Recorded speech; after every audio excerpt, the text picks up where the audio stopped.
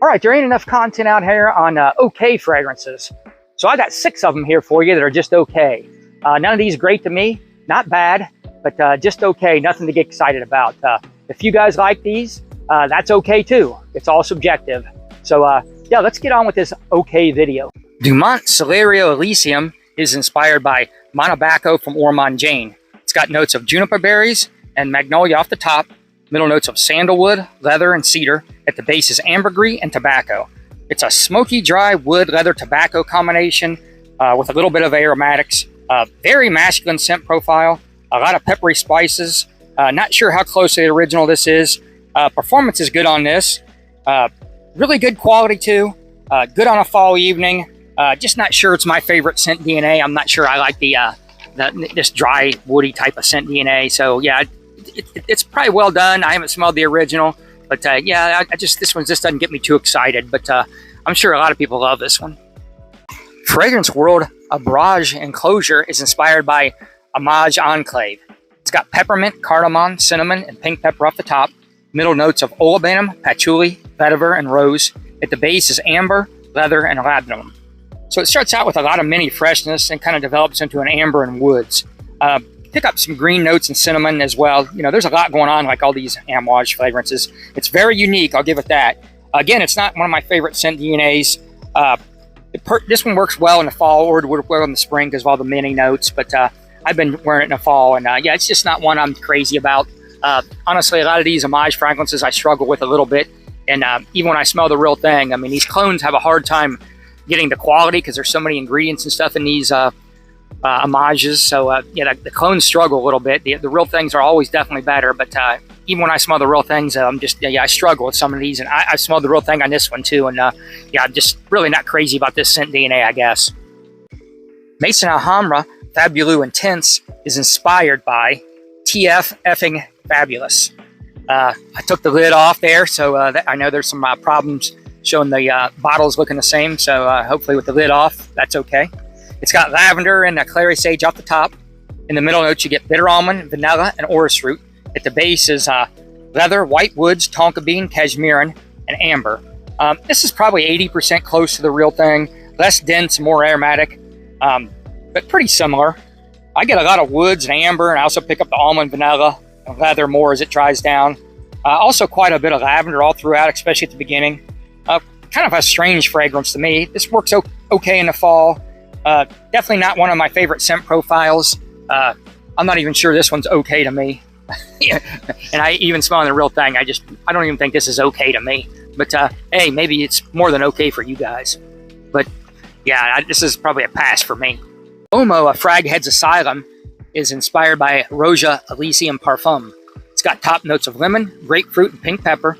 In the mid, you get jasmine, iris. At the base is vetiver, woods, and amber. Now, this is a scent DNA that I love. I'm nuts about Elysium, and I've had the real thing. I've had decants of it. I had a bottle and sold it because these clones were so close, and I got a ton of clones.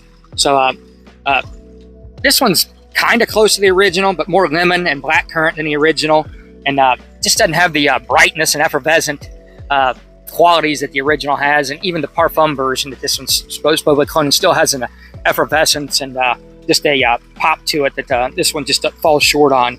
And performance isn't that good on here either, so yeah, you got to put this one on heavy, and then you might get a couple hours out of it. And I thought maybe I was going nose blind, but I test with a few people, and yeah, this just isn't out of all my Elysium clones, and I have a lot. This is definitely my least favorite, and it'd be hard for me to just say any kind of Elysium clone is okay because I like that scent DNA so much. So yeah, I just got this one down as okay. So yeah, they didn't do that good of a job on this one. BELCAM's Volatile for men is inspired by Victor and Rolf's Spice Bomb, the EDT. You guys know this scent profile: spicy, sweet, gourmand, a little bit of citric freshness in the opening. Really nice blend of cinnamon, pink pepper, saffron, tobacco, and leather. You know, you get these BELCAMs, you can't really expect too much because they're so cheap. And I like a lot of these BELCAMs, like after an evening shower, I only want a couple hours. Because a lot of these get pretty close. You know, you can just grab these anywhere. Walmart, Meijer, the drugstore, they got these things everywhere. If you only want a couple hours performance, a lot of these BELCAMs actually get pretty close to the original, closer than you would think, but you know, none of them perform that well. And this one is true to that. It just doesn't perform that well. The notes are kind of off some of the spices and stuff. So it's okay. And, I love the spice bomb DNA, but this one just, with no performance and the notes being off quite a bit. Yeah, just one that's just okay and nothing to get excited about, even by BELCAM standards. AARD ZAAFARAN from their PRIVEE COUTURE collection, Ombre New Way, is inspired by Dior Ombre New Way. So it's not really disguising anything here. I mean, they got the same look, the same bottle, the print on it's the same. So they didn't do nothing here. They just went for it, but the exact same name on it too. But it's got bergamot and grapefruit off the top. In the mid, you get rose and pink pepper. At the base is ambergris, dyak wood, cedar, and patchouli. Love this scent DNA. This is really stunning and sophisticated scent DNA. There's a lot of depth to it too. Nice amber, rose, pink pepper, patchouli, and ambergris notes. The problem with this one is just no sillage, performance, long lasting, nothing like that at all. Nothing. Pretty close to the original though, when you can smell it. But you can spray it heavy, and I still only really get it for an hour and a half of decent projection.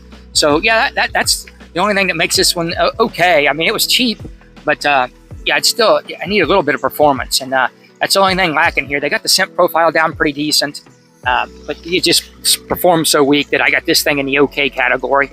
So yeah, that's where this one stands. All right, so I got so many fragrances in my collection. Like, I really don't need these. I got so many other ones I'd rather wear, and these just don't stand out to me. So really, I don't feel like there's really any reason to even have these in my collection.